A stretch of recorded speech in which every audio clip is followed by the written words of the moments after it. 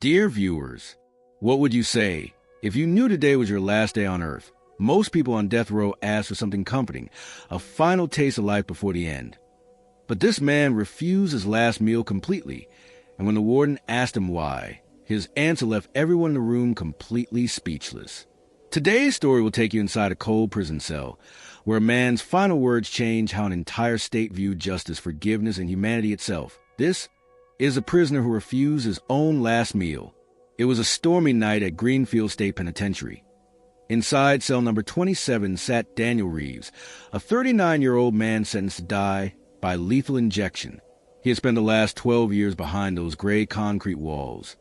Years filled with silence, regret, and something that not even time could erase, guilt. The guards said Daniel was different from most inmates. He never shouted, never fought, never blamed anyone for his fate. Instead, he spent his days reading, mostly old books about faith, forgiveness, and redemption. That night, as the rain poured outside, the warden walked down the hall with a clipboard in his hand. He stopped by Daniel's cell.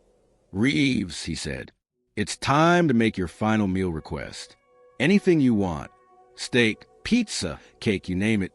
Daniel looked up from his Bible and smiled softly. Then he said 5 words that made the warden stop cold. "I won't be needing that." At first, the warden thought he misheard him. "Son, you understand what I'm saying, right? This is your last meal. Everyone gets one." But Daniel shook his head. "No, sir, I won't eat tonight." The guard standing nearby frowned. "Why not? You think you're too good for it?" Daniel chuckled quietly. "No, I just don't deserve it."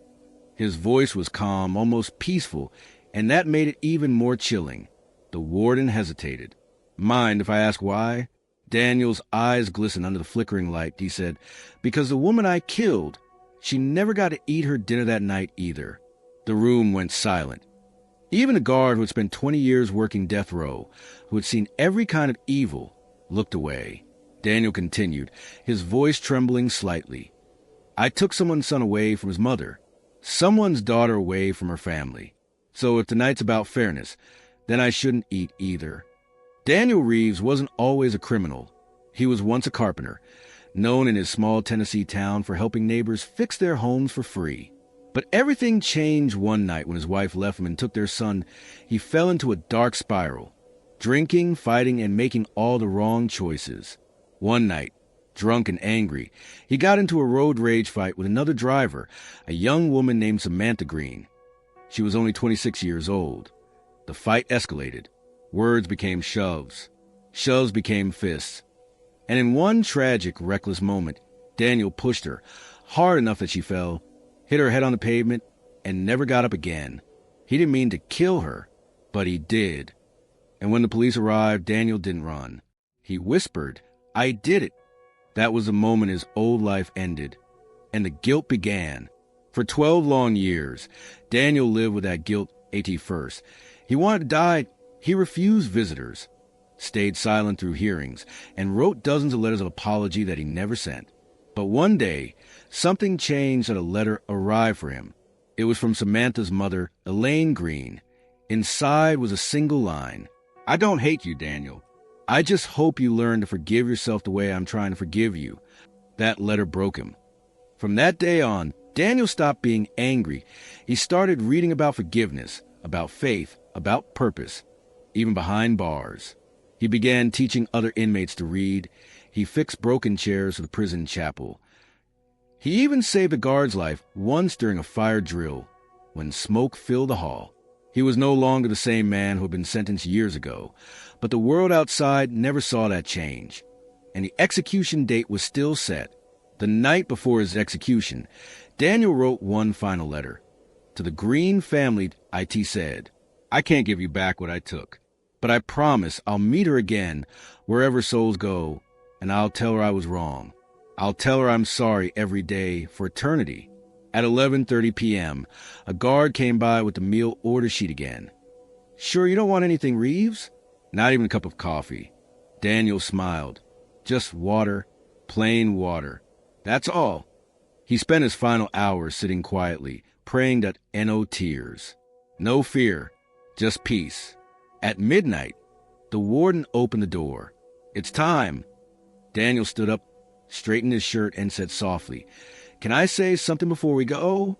In the execution chamber, reporters sat behind glass. The Green family was present, holding hands. Everyone waited as Daniel was strapped to the table. The warden nodded. "You may speak." Daniel looked toward the Green family. His eyes were wet, but his voice was steady. He said, "For years, I thought Di would make things right. But now I realize nothing I do can ever make it right. The only justice I can give is honesty. I did it. I took her life. And I'm sorry. Not for me, but for you." He paused, then continued. "I refused my last meal because she never finished hers. And it wouldn't feel right to eat when she never got to. Instead, I prayed that wherever she is, she's free and she forgives me." A tear rolled down Elaine Green's cheek. And for the first time in 12 years, she whispered back through glass, "I forgive you." Daniel smiled faintly.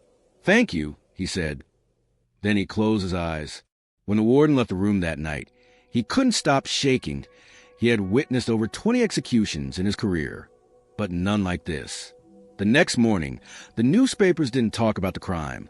They talked about forgiveness, about how one man, who once took a life, gave back something no one expected: peace. And in a small-town cemetery, beside a white cross that read Samantha Green, someone left a folded piece of paper. IT said, "She forgave me. That's all I needed." It was signed DR. Sometimes the most powerful stories aren't about revenge or punishment, but redemption. Daniel Reeves couldn't undo what he did, but in his final moment, he reminded everyone that even the worst among us can feel regret, love, and hope. So if you've ever been hurt, or if you've ever hurt someone, remember, forgiveness doesn't mean forgetting it. IT means freeing yourself from the chains of the past. Because in the end, forgiveness isn't for the one who asks for it. It's for the one who gives it. This was the prisoner who refused his own last meal. What would you have done if you were in his place?